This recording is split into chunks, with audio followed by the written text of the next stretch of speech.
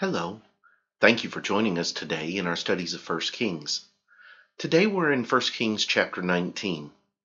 Now in chapter 18, Elijah is victorious over the 450 prophets of Baal. In chapter 19, he has to deal with the consequences of his victory. Yes, even victories have consequences. In this case, it is going to get Elijah once again on the wrong side of Israel's leadership. Let's look at some lessons that we can learn, and we could spend a lot of time unpacking and looking through all of the things that are found in 1 Kings chapter 19. I want to just give a brief summary of maybe some of the places to start and let you follow up with some of those things yourself. The first one is found at the start of the passage when you see Jezebel's oath. And it helps to understand a little bit about where Jezebel is coming from. Number one, Jezebel is not an Israelite. Jezebel is a princess of Phoenicia before she becomes the queen of Israel. And she is going to be an outsider queen. She is not from among the children of Israel.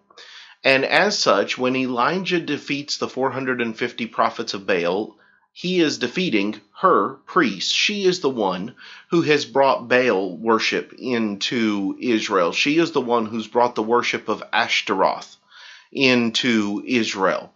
These are her gods from her background. And so Elijah's victory is very personal to her. It is a slap in the face to her. And as you see her response in verse 2, she says, "So let the gods do to me, and more also, if I do not make your life as the life of one of them by tomorrow about this time." In other words, Jezebel is out for revenge because the slight, as she sees it, is personal. And so with everything that is going on here with Jezebel in chapter 19 and what her desires are for Elijah, it's not just the fact that God won.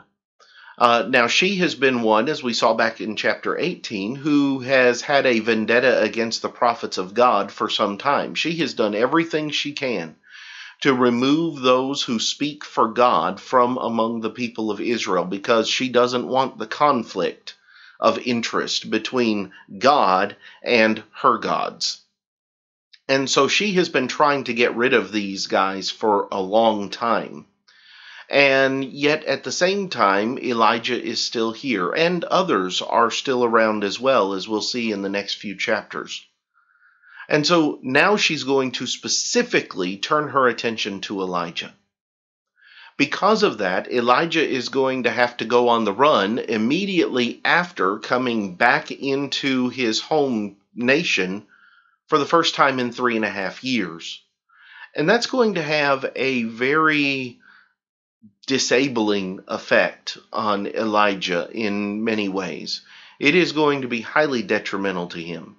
As a matter of fact, when you see him come to Mount Sinai in the middle stages of the chapter, you see a man who is in many ways defeated. He is depressed, he is frustrated, and he feels hopeless. Now, we say Mount Sinai. The text actually uses the term Horeb as the mount that he comes to, but throughout the Old Testament, Horeb and Sinai are used simultaneously, especially in the book of Exodus.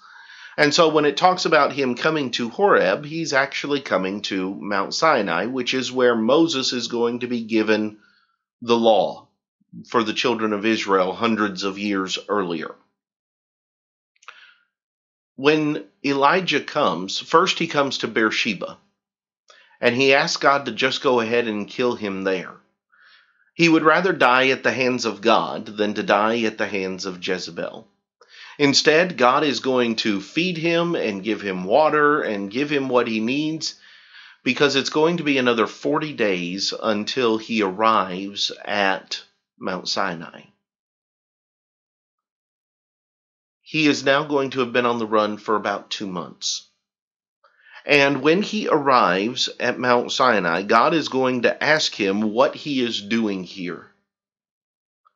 And Elijah's response is basically going to be that I've done everything I could do. I was zealous for you. Israel's bad. They want to kill me. What do I have left? I've done everything I can. What I've done isn't good enough. And now they're going to kill me. Or they want to kill me. Where do I go? What do I do? God is going to show Elijah his power. And yet Elijah is still going to be stuck with the same problem, which means the problem is not about Elijah's trust in God from the standpoint of the power of God and the ability of God and who the real God is and all of these different things. None of those things are question marks to Elijah. The question mark is, where does he fit in? And what actual value does he have any longer? He's a marked man in Israel. God's going to respond with two different things. It is a means of helping Elijah through this depression, this frustration, this overall problem, for lack of a better term, on the mental side that Elijah's dealing with. The first thing he's going to do is he's going to give him a job. He's going to go and tell him to anoint the new king of Syria and to anoint a new king in Israel. Now, it doesn't mean that king is going to immediately take the throne, but he is going to be the next king, much as you see in 1 Samuel with David being anointed king. David's not going to take the throne for a number of years, but he's going to be anointed as the next king. But then God tells him to do something else. And that is, he is supposed to go and he is supposed to anoint Elisha as the next prophet, as his replacement. And he is going to be in charge of training Elisha. Now, this particular command of God is twofold. The first one is to prepare Elisha to be the prophet of God and to give him the training that he needs in order to be able to fulfill his duties and to understand what it is that he is supposed to do. But there's a second thing as well. Because you see, for all of the things that Elijah has gone through in the last several chapters, for all intents and purposes, he has been alone. There is mention of a servant that he leaves behind in chapter 19 at Beersheba. But at the same time, he hasn't had anyone working with him as an equal. Now he will. Elijah and Elisha are going to work together side by side for several years before Elijah's time will come to an end. God is going to give him someone to walk through the rest of the trials and the fires with for the rest of his time on earth. And so Elijah is going to go get Elisha. And the only request that Elisha is going to have when he comes is to have time to say goodbye to his family. And Elijah is going to give him that. And he will leave and he will follow his new mentor without looking back. There are a lot of things that we can see here in chapter 19. We can see how God deals with Elijah when it comes to Elijah being depressed. We can see the struggles and the frustrations that come with standing up for what's right, and the fact that you can do everything right and people are still going to stand against you. You can see the importance of having someone to work with, of having someone who is going to stand there with you against those struggles. All of those things are things that are seen in 1 Kings chapter 19. I hope that these studies have been beneficial to you, and I hope that you'll join us next time as we begin to examine 1 Kings chapter 20. But until then, have a great day.